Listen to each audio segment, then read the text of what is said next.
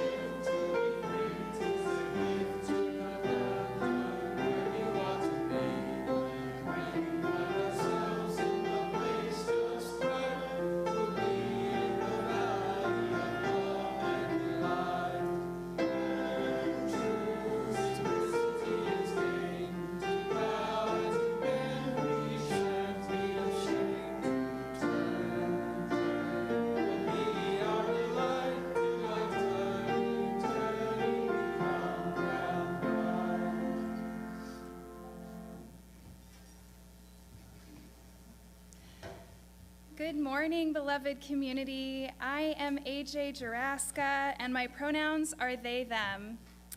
In this sacred space, we gather as one, celebrating the tapestry of our diversity, honoring the boundless love that unites us all.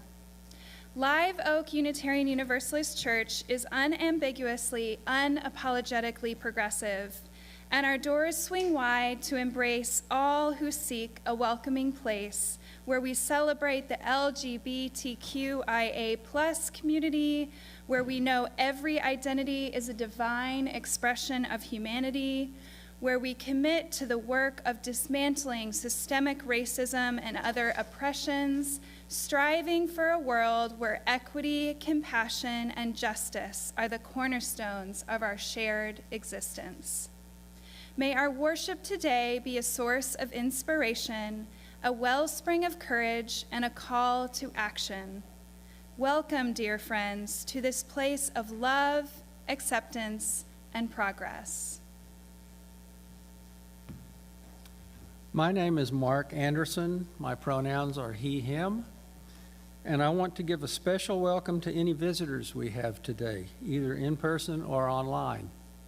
If you haven't already, I encourage you to stop by our visitors table in the narthex after the service to sign up for our weekly email newsletter, and so we can meet you and answer any questions you may have. We are pleased to welcome back to our pulpit AJ Juraska. AJ is a Unitarian Universalist and seminary student at Austin Presbyterian Theological Seminary. Prior to going to seminary, AJ worked in nonprofit leadership for over a decade, where they oversaw analytics and evaluation. While in school, AJ has continued to support nonprofits around the country as a part-time consultant. AJ is a member of the Texas UU Justice Ministry Speakers Guild and has been active with the Justice Ministry in actions at the Capitol and more. In their spare time, AJ enjoys registering people to vote, volunteering on campaigns, and advocating for justice and equity. AJ lives in Austin with their husband and two beloved rambunctious dogs. Our minister, Reverend Joanna, will return on August 18th. Unitarian Universalism is a non-creedal faith.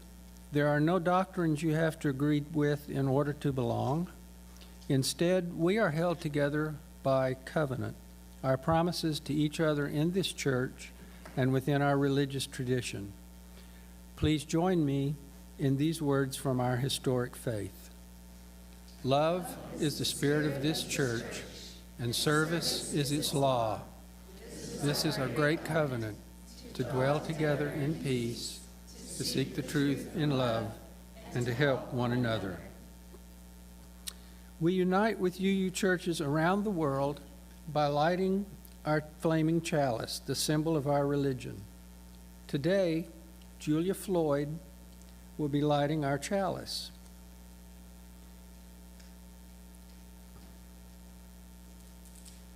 Here and at home, we light it today with these words. We light this flame, grateful for beautiful imperfections that make our world meaningful. The flame shares its warmth without regard to how perfectly it burns. May we too share our time together, knowing both our flaws and our fabulousness are welcome here.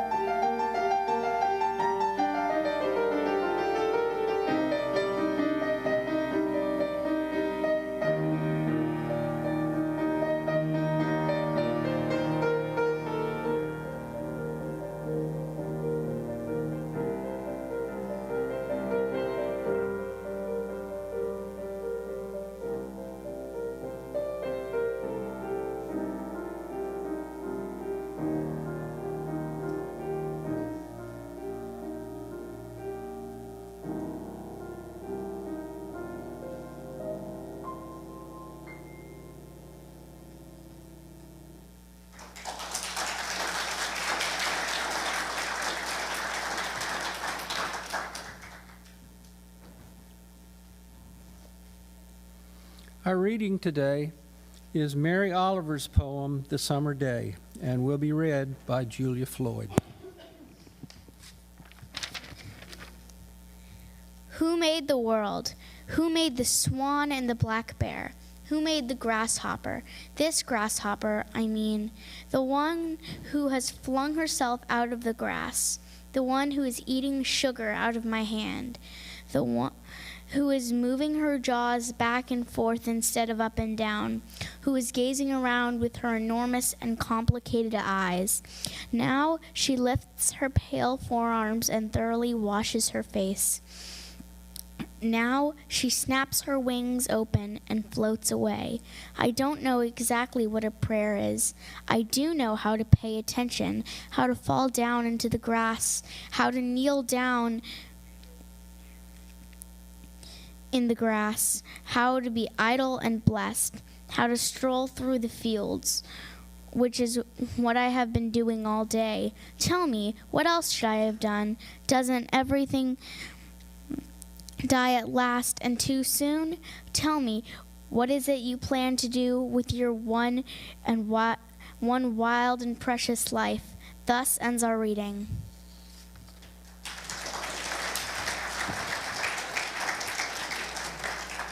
Thank you, Julia. For the past 31 years, Live Oak has been a beacon of acceptance, love, and inclusivity in an area where our values often challenge the status quo.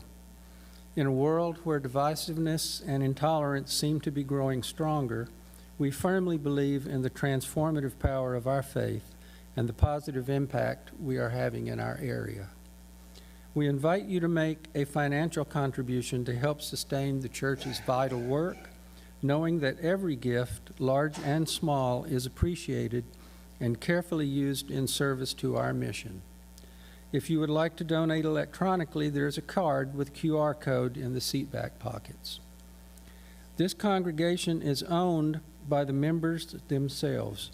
Each UU congregation is an independent organization, self-funded, and self-governed. Our treasurer, Catherine Inyart, will now give us an update.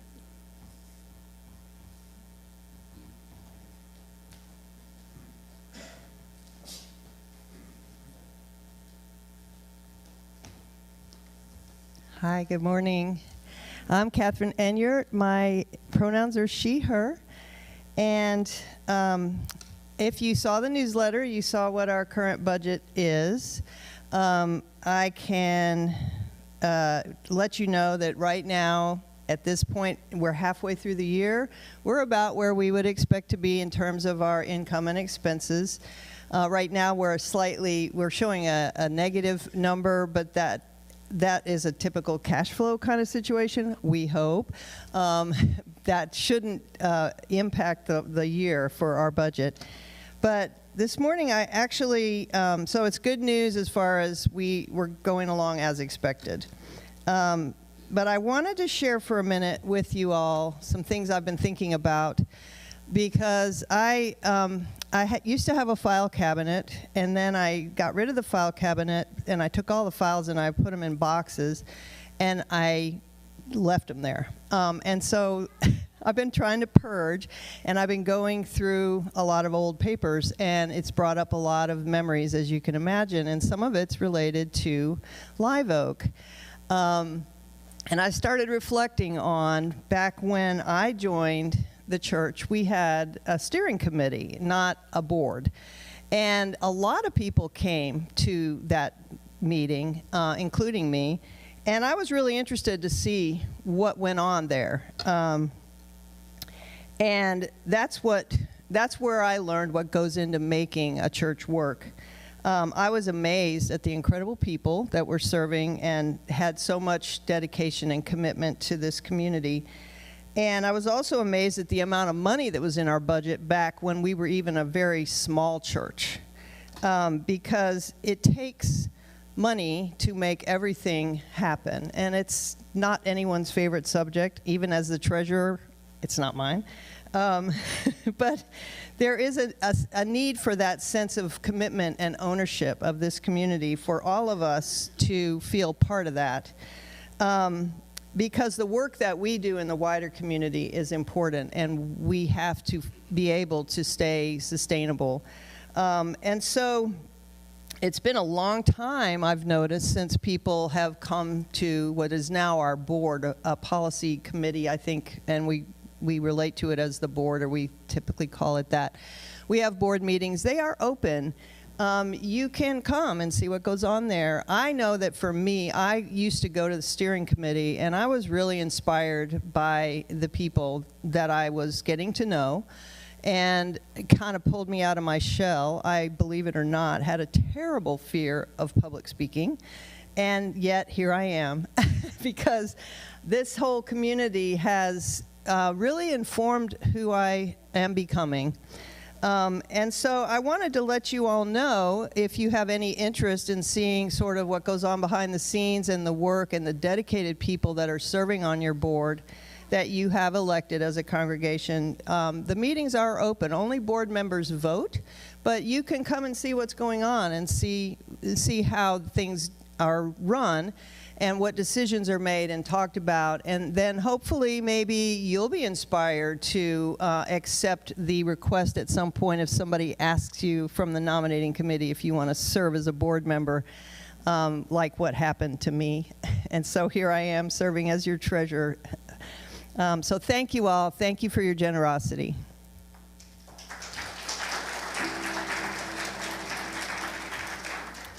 Let this time of offering be a reflection of our shared commitment to making a positive impact on the world, and a reminder that our Unitarian Universalist values guide us not only in our beliefs, but also in our actions. Thank you for your presence and your contributions to our ongoing journey of building the beloved community here and in our wider parish.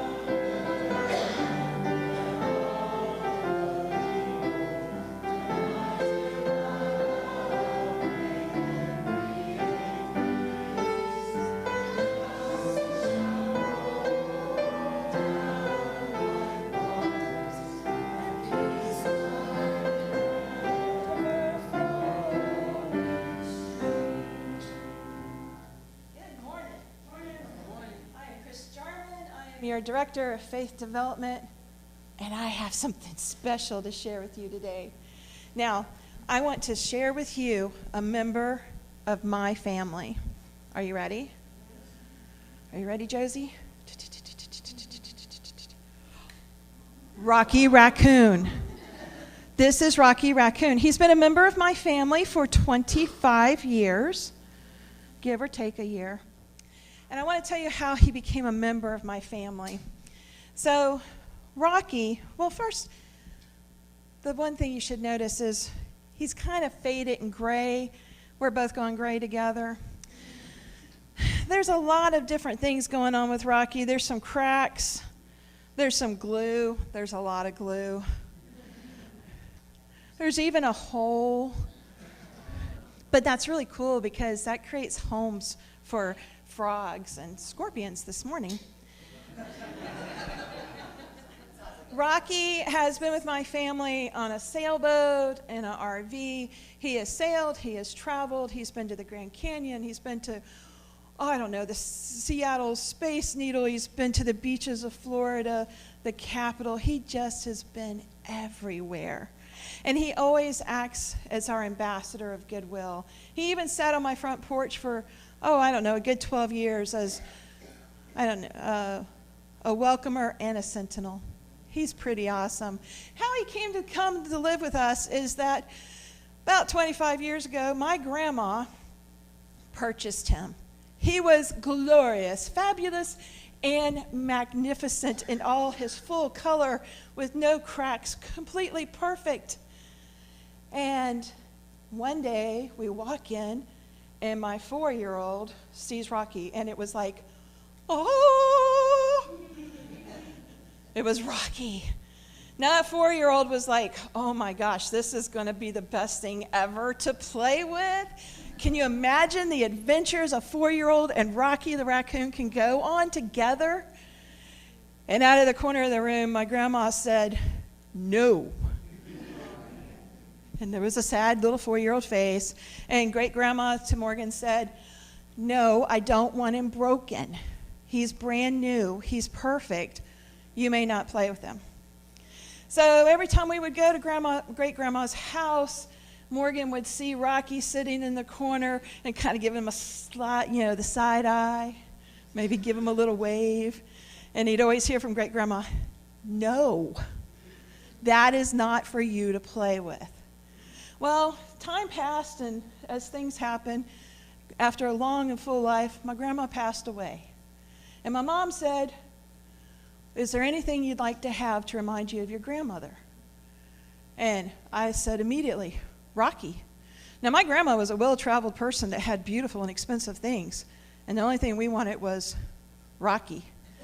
So we took Rocky, and Rocky went on all these adventures with us. And over the years, Rocky has, he's worn bunny ears. He's been an Easter bunny. He's been a leprechaun. He always dresses seasonally.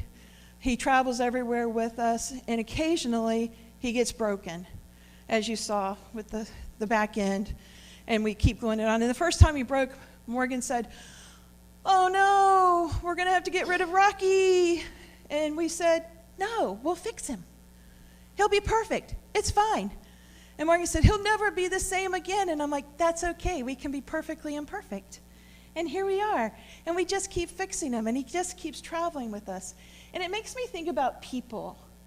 You know, sometimes as we live our lives, we get cracks. Our hearts get bruised.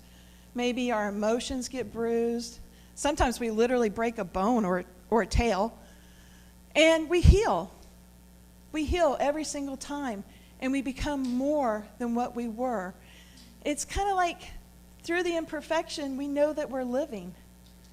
It's a kind of cool thing. And so Rocky will always live with us. Matter of fact, we're about to pass him on to our son so that he can continue living a fabulous, marvelous, perfectly imperfect life in my family. And with that, our story is told.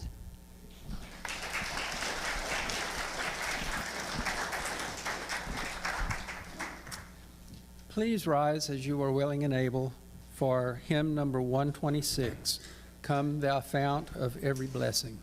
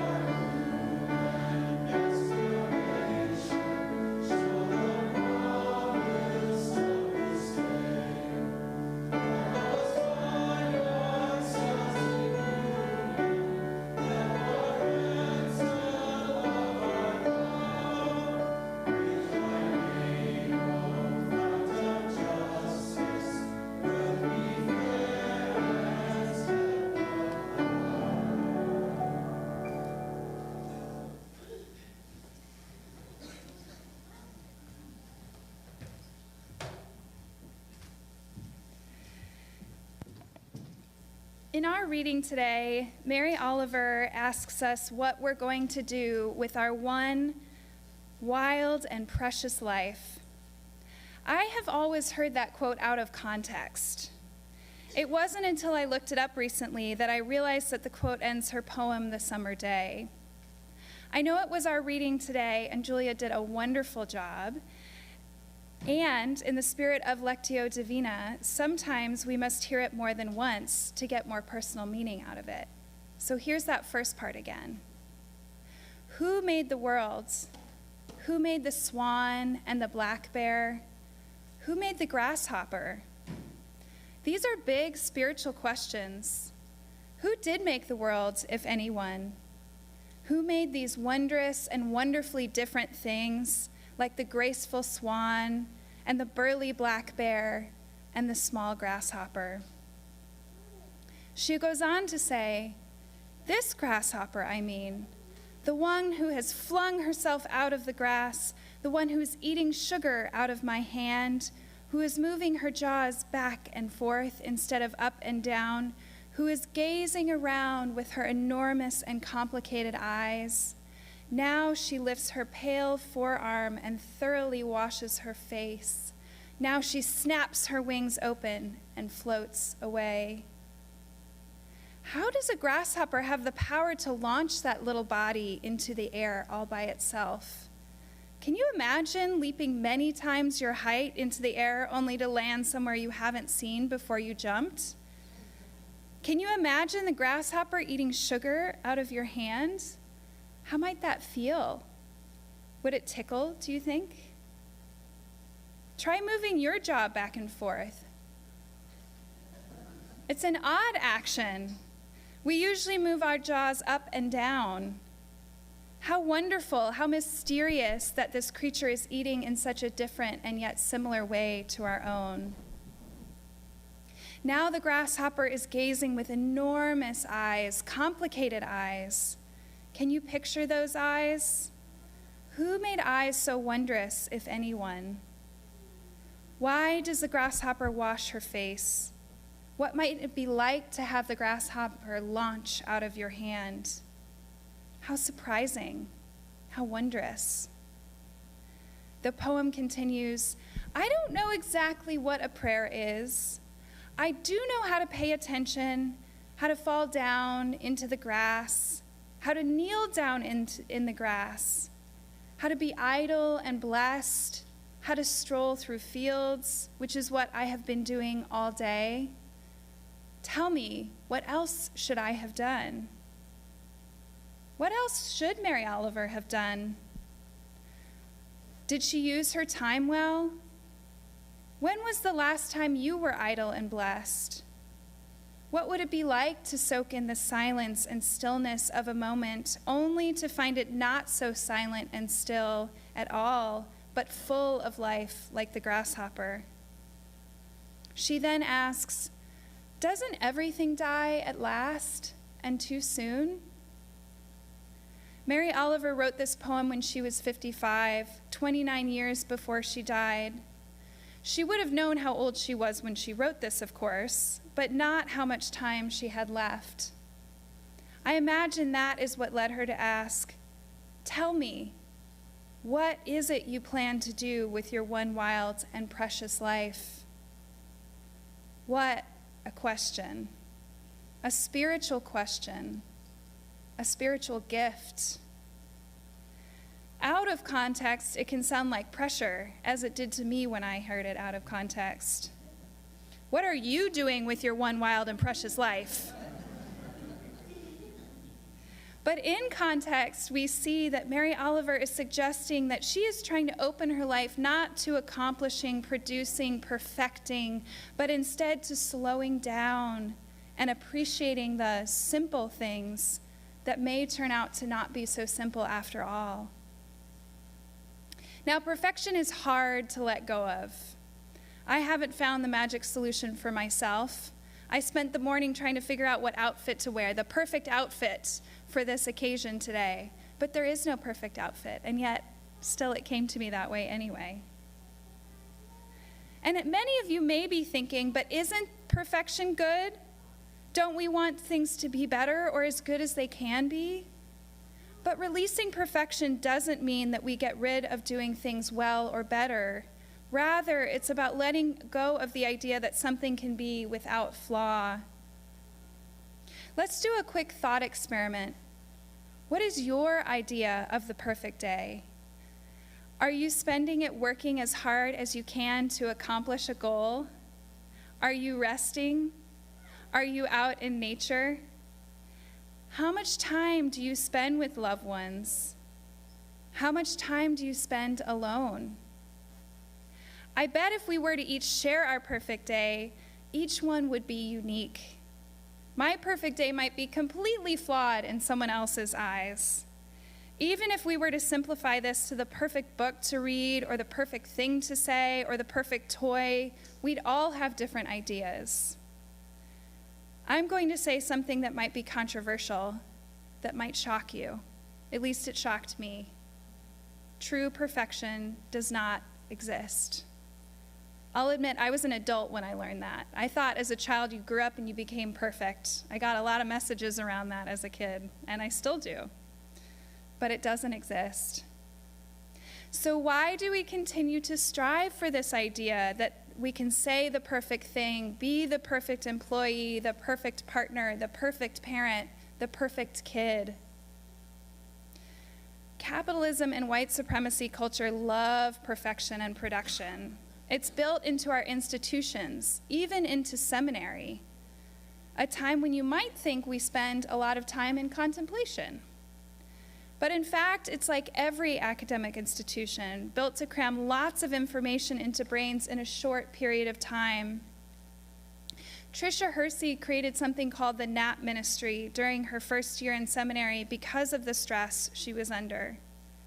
She reminds us that the emphasis on production and perfection came on the backs of chattel slavery, which can be seen as one long experiment with how to get humans to work as hard, efficiently, well, and perfect as possible. When we focus on perfection, we lose all the beauty in the imperfect. As Chris so beautifully talked about in her story about Rocky, broken things can sometimes be the most beautiful. Imperfections can be fun and silly. For example, I'm bad at several things, extraordinarily bad at certain things. Despite being a generally competent person, for the life of me, I struggle to open screw-top wine bottles. Yes, I've tried turning both ways. I don't know if I lack the dexterity or strength in my fingers, or if my brain-finger coordination is worse than I thought, or what, but I can't do it. Give me a corkscrew any day. Most people would rather have the screw-top wine bottle, not me. Oh. Despite being bad at this thing, I find it delightful. We all have things we're surprisingly bad at. I bet there are a few you can think of yourself. It's healthy to have a sense of humor about our authentic flaws. In her book, The Gifts of Imperfection, Brené Brown defines authenticity in part as the daily practice of letting go of who we think we are supposed to be and embracing who we are. Authenticity demands wholehearted living and loving, even when it's hard, even when we're wrestling with shame and fear of not being good enough, and especially when the joy is so intense that we're afraid to let ourselves feel it. She points to two things there: the shame and fear of not being good enough, and wrestling with joy so intense that we're afraid to let ourselves feel it. Let's break that down some more. I don't know of anyone who doesn't occasionally feel shame or fear about not being good enough. I know I feel it all the time. I took my dog to the vet on Wednesday and have replayed a thing I said over and over in my head since then, wishing I could say it differently or tell the vet tech what I meant. I imagine what she thought I meant and I want to correct it, but I realize that calling and correcting it would be a little strange at this point, and it's too late. How many of us replay conversations like that? Shame and fear as it relates to imperfection are common, and they thrive when we keep them in our heads and think we're the only ones who experience them. I learned several years ago that if I just told my husband some of the things I felt ashamed about, that I ruminated on, they magically felt better. I had held things for years, and when I finally told them, it was like the shame just lifted off. Perfection keeps us from wanting to share our struggles, but the more we keep them in our heads, the more power we give these difficult feelings. Speaking of difficult feelings, Brené Brown has also said that joy is the hardest emotion to experience. We're often afraid that if we let ourselves experience joy, we might lose it. I think that might be one of the reasons why we're afraid to embrace the kinds of things that Mary Oliver talks about in her poem. What keeps you from experiencing joy? What stops you from dancing like nobody's watching, telling a silly joke, or reveling in beauty? On the flip side, what helps you engage in joy? What are some things that bring you joy that might not be perfect? Do you have a spiritual practice that helps you cultivate gratitude and joy? Mary Daly, a theologian, wrote, "You learn to swim by swimming. You learn to courage by couraging." I wonder, how can you learn to let go of perfection by imperfecting? How can you embrace joy by joying? One place I've seen this come together is in the work that Texas UU Justice Ministries does, also known as Texas UJM. Aaron Walter and the Texas UJM team do a great job encouraging us UUs to step out of our comfort zone and try things we might not have done before, like contacting legislators to encourage them to pass good bills and stop bad ones based on our UU values. Talk about encouraging. This is also a time to practice imperfecting. None of us says the exact right things when we leave messages or talk to staff about these issues, but we try, and trying makes a difference. The Texas UJM team also finds a way to bring joy into the process with singing in the Capitol to ground us and find delight despite at times disheartening decisions by our legislators.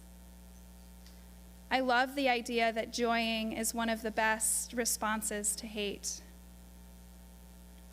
Let's take some time now to think about how we might engage in imperfecting for ourselves. What's one beautifully broken thing you want to embrace in your life?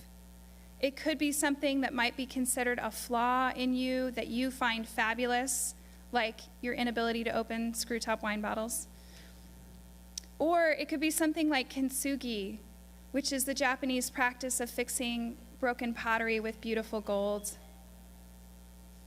How can you practice embracing joy in your life? We'll take 1 minute to think on our own, and then I'll ask a few people to share out. I'll let you know when the minute is up. So think about something that could be considered a flaw in you that you find fabulous, how you could embrace imperfection or joy more in your life. And I'll give you a minute.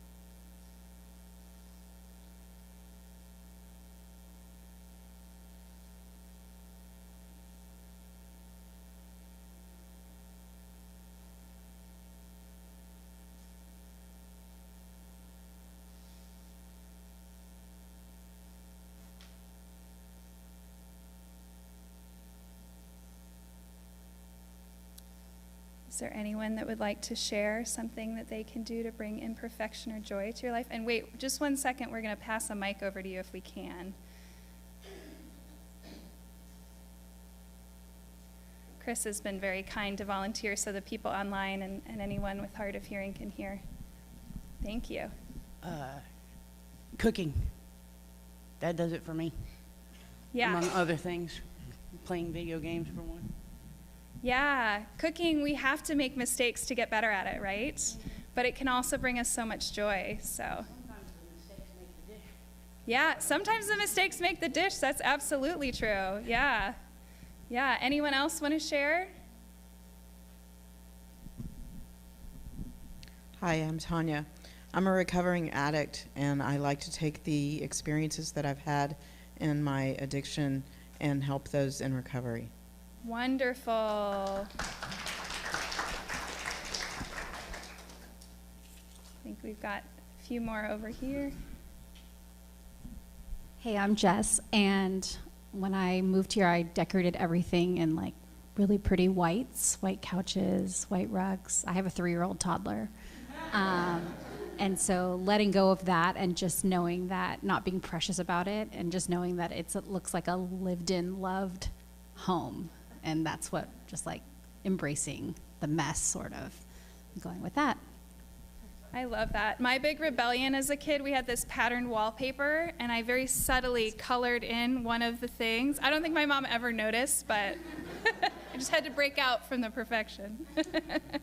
So my name is Jeff, and one of the things that's sort of a little imperfect about me is I tend to think about the world sort of not neurodivergent, but sometimes a little differently. But it allows me to make, I think, jokes at least that I find very funny and I've had good reception from. And one of them recently has been a priest, a rabbi, and a nun go into a bar and they get eaten by a giant hamburger. Right? So that's... You're getting many laughs. Yes, I agree. So a few weeks later, a different nun, a different priest, and a different rabbi go into the same bar, but they're early because they've heard it's got a great happy hour. And from the back of the bar, the giant hamburger says, "It's a good thing you came in before sundown because I'm celebrating Ramadan, and if you hadn't, I would have eaten you before you knew it." Thank you.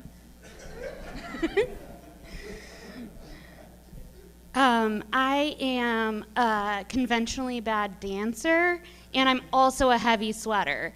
So both of those combos make me not dance a lot because I feel like I'm bad at it, and then I just turn into a puddle.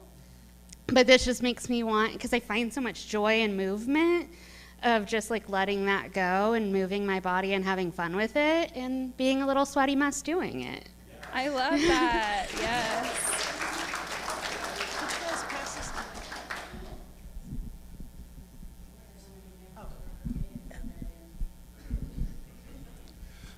Hi, I'm Michael, and I am neurodivergent. And my ADHD makes it hard for me to show up on time for anything. Makes it hard for me to executive function just things that I need to do, but it also makes me unusually creative. I process information really fast, and when I get into my hyper-focused creativity, I can create things that then I step back and look and say, did I just do that? So there's the benefit. Thank you for sharing that. Got one up front. And then we'll take one more in the back after this, and then... I was going to say neurodivergent because I got like a triple whammy of things.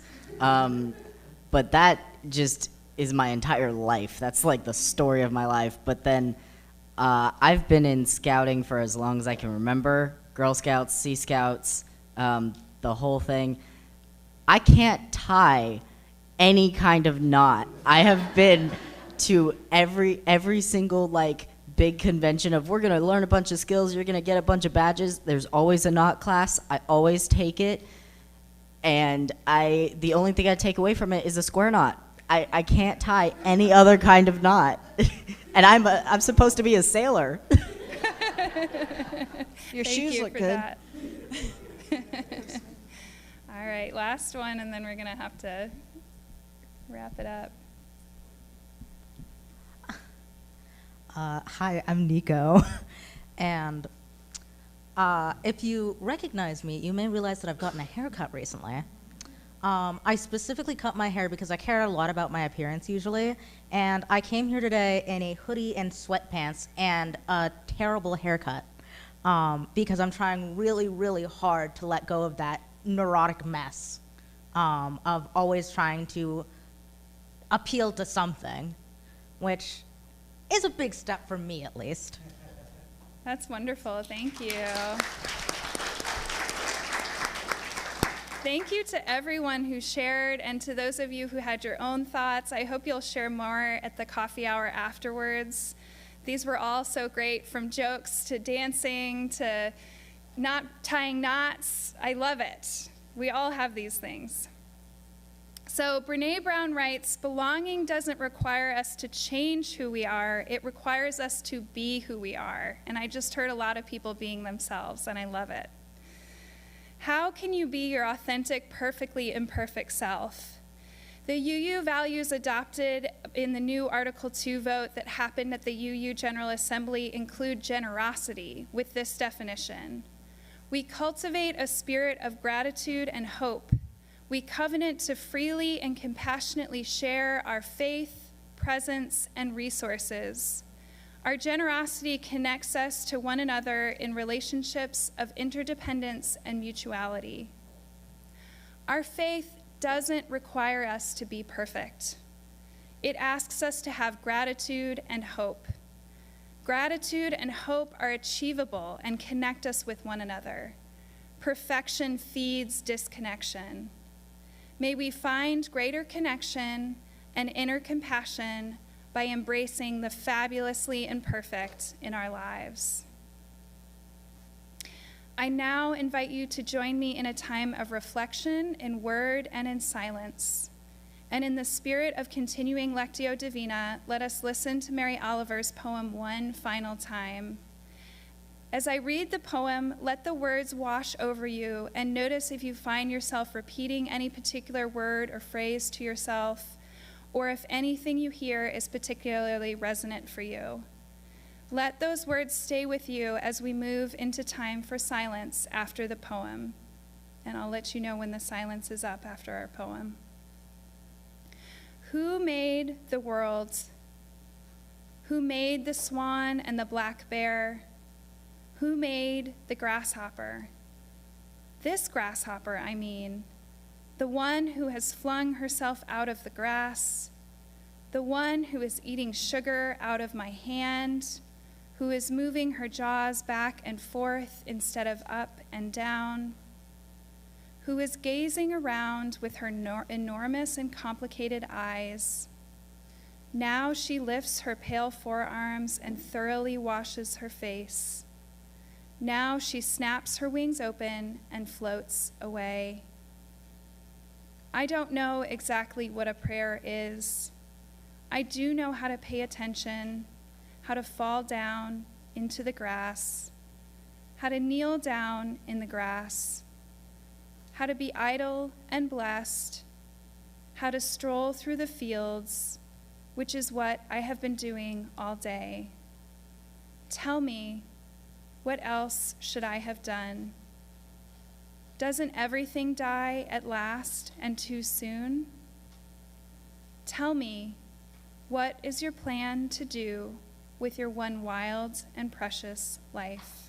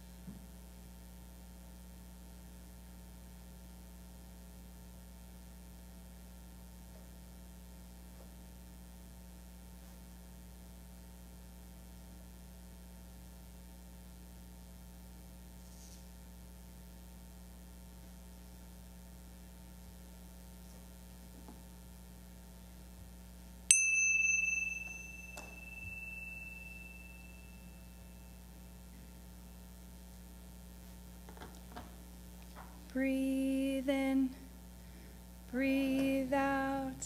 When I breathe in, I breathe in peace. When I breathe out, I breathe out love.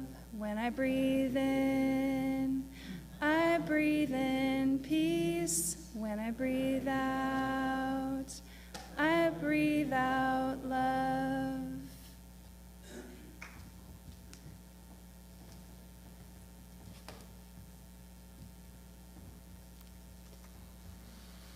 This community is a chosen village where our lives are interconnected. Part of the tapestry of this communal journey is sharing the significant milestones, joys, and sorrows in our lives, and witnessing the diversity we hold. One of us may be celebrating a life event while the other is mourning a grief. And there is beauty in that mosaic as we are reminded that the moments of life are transient and ever-changing. Today, Melissa Z. says our nephew Richard is going through an extremely challenging time. All thoughts and prayers for him are very welcome from this fabulous UU community. Crystal says, we all got our ears pierced yesterday. But if you see Benson, the 7-year-old, he is proud to show them off. He's in the nursery right now with his little brother during the service. Tanya says, happy to be here today. Judy Conley says, I would like to give a shout out to the gardening team for making the front entrance to the double doors more welcoming with the new wrought iron planters, the hedge trimmed, and the garden maintenance.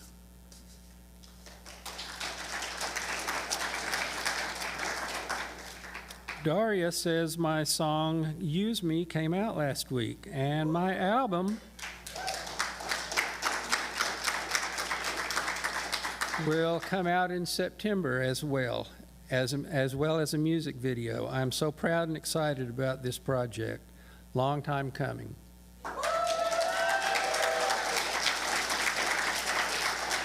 And finally, we have a special joy. Julia Floyd says, Dad proposed to Maya this week.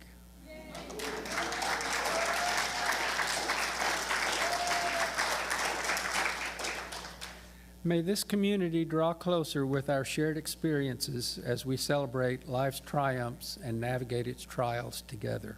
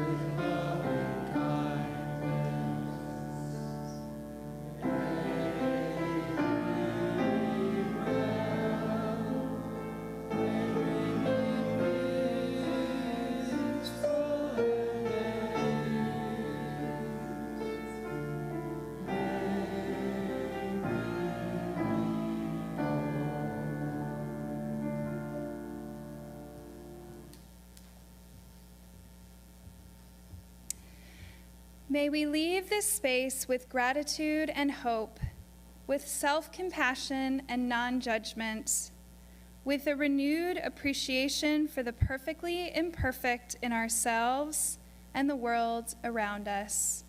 Go in peace and blessed be.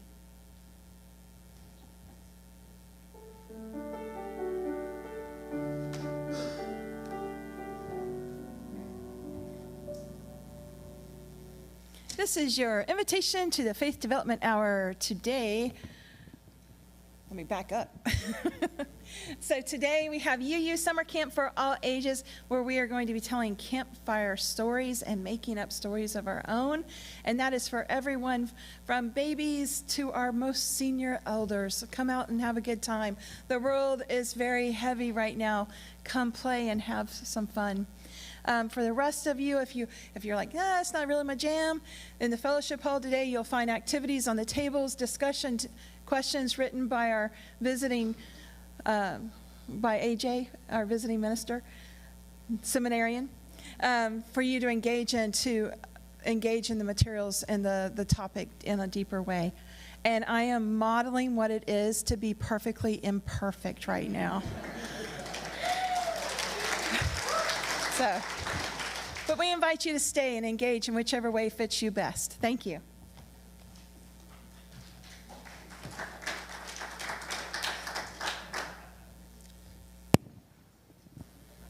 Please join me and Julia in extinguishing our chalice with these words by Unitarian Universalist Wayne Arneson. Take courage, friends. The way is often hard, the path is never clear, and the stakes are very high. Take courage, for deep down there is another truth. You are not alone. Let us leave this service with renewal in our spirit and a song in our heart. Please rise for hymn number 118, This Little Light of Mine.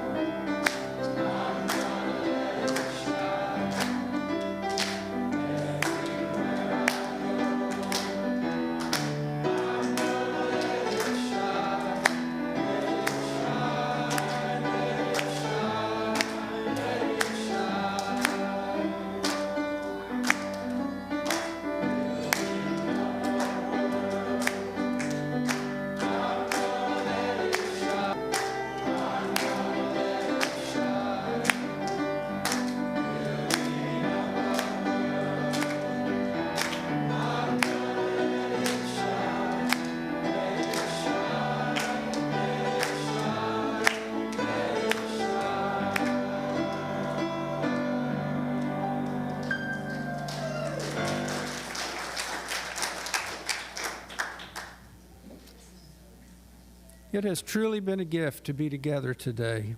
Please spend the next 5 minutes talking with someone you don't know. Members, make sure to introduce yourself to any first-time visitors we have. They'll be the ones with the paper name tags. And show them where the visitors' table and coffee are. And may we all know the blessings of friendship.